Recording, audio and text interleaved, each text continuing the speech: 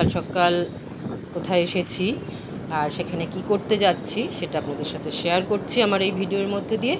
তো আশা করি পুরো ভিডিওটা দেখবেন এবং ভীষণ ভালো লাগবে। তো আজকের ভিডিওটা একটু অন্যরকম, তো পুরো ভিডিওটা দেখতে থাকুন। আমরা এসেছি আমার বোনের বাড়িতে পশ্চিম মেদিনীপুরে। সেখান থেকে দূরের একটা গ্রাম আছে জগপুর বা মাতপুর বলে। তো জগপুরে জাগ্রত মায়ের মন্দিরে আমরা দুজন এসেছি পুজো দিতে। তো আমরা এখন যাচ্ছি মন্দিরের দিকে। এটা পশ্চিম মেদিনীপুর থেকে হাওড়ার দিকে যেতে, বাই ট্রেনে গেলে হাওড়ার দিকে যেতে আসতে পরে জগপুর স্টেশন বা মাতপুর স্টেশনে নামতে হয়, দুটোর মাঝামাঝি। তো ভীষণ গ্রাম এখানে সেভাবে বাড়িঘর লোকবসতি খুব একটা নেই। তো আমরা দুজন সকালবেলা বেরিয়ে পড়েছি 7টার মধ্যে, মন্দিরে যাচ্ছি এবং সেখানে পুজো দেব। অনেক দিন ধরে আসার ইচ্ছা, কিন্তু হয়ে উঠছিল না। তো আমাদের মেদিনীপুরে আসার উদ্দেশ্যটাই হচ্ছে মায়ের মন্দিরে পুজো দেব। তো সেই কারণেই আমরা মেদিনীপুর বোনের বাড়ি এসেছি। এসে মেদিনীপুর টাউনে আমার বোনের বাড়ি, সেখান থেকে জগপুরের দিকে আসতে হয়।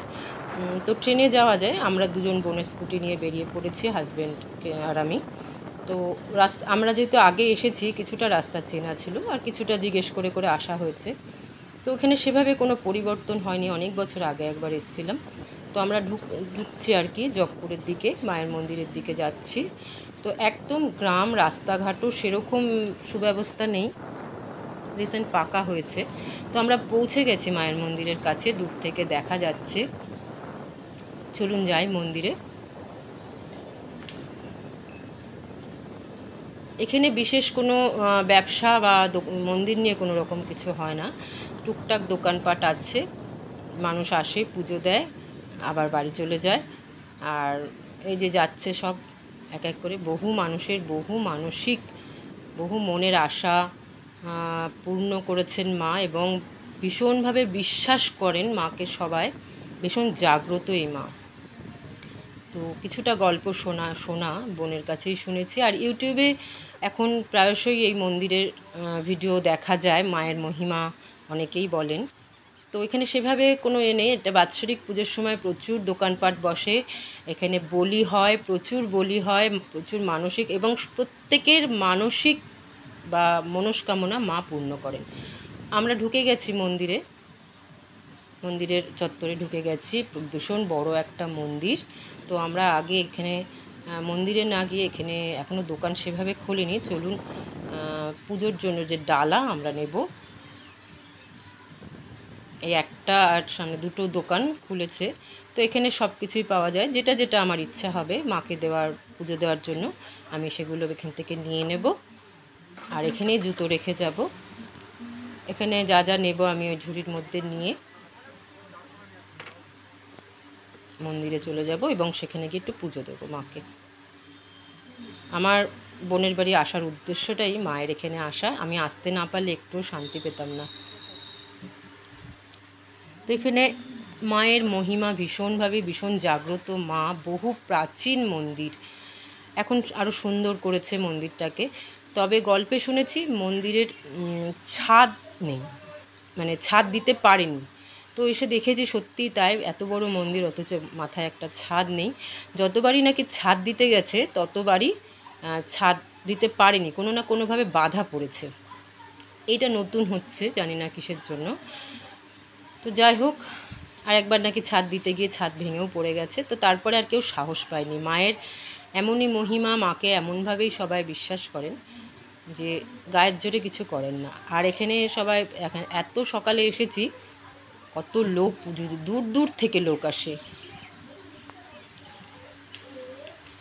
আর এখানে সবার মনস্কামনা পূর্ণ হয়, সবাই ঢিল বাঁধে। এমনও গল্প শুনেছি, এটা সত্যি, যে কারোর পরিবারের কেউ হারিয়ে গেলে, বহু বছর ধরে নিখোঁজ, এখানে এসে মায়ের কাছে ঢিল বেঁধে গেলে নাকি ফিরে আসে, এবং হয়েছেও সেটা। আর বিশেষ করে তার একটা জামা, যা হোক একটা তার জামা কাপড় এখানে মায়ের এখানে বেঁধে দিয়ে গেলে সে নাকি বাড়ি ফিরবেই। আর এই যে মূর্তিটা, এটা নতুন 2-4 বছর হলো কেউ একজন দিয়েছেন মন্দিরে রাখার জন্য। খুব সুন্দর একটা মায়ের মন্দির, দেখেই মনটা ভরে যাচ্ছে। গা ভর্তি গয়না মায়ের, মায়ের রূপ যেন চোখকে নজর কেড়ে নিচ্ছে।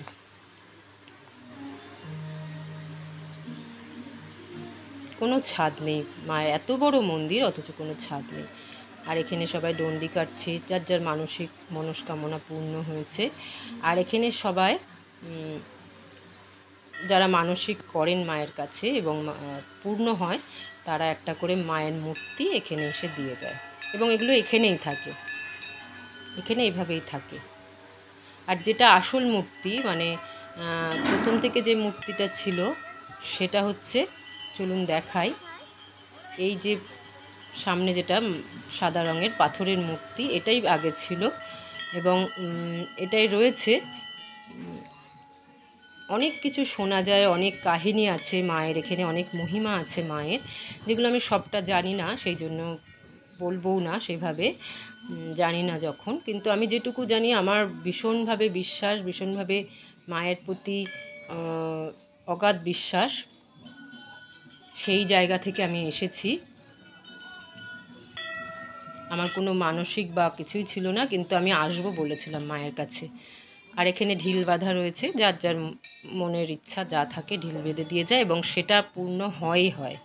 তো যাই হোক, আমরা এসেছিলাম, তো যেটুকু আমি জানি সেটুকু আপনাদের জানানোর চেষ্টা করলাম এই ভিডিওর মধ্যে দিয়ে। তো আমরা এবার ফিরে যাব, পুজো টুজো দেওয়া হয়ে গেছে, সকাল সকালই এসেছিলাম, পুজো টুজো দিয়ে আমরা এখন বাড়ি চলে যাব। অনেক অনেক ধন্যবাদ পুরো ভিডিওটা দেখার জন্য, সবাই ভালো থাকবেন।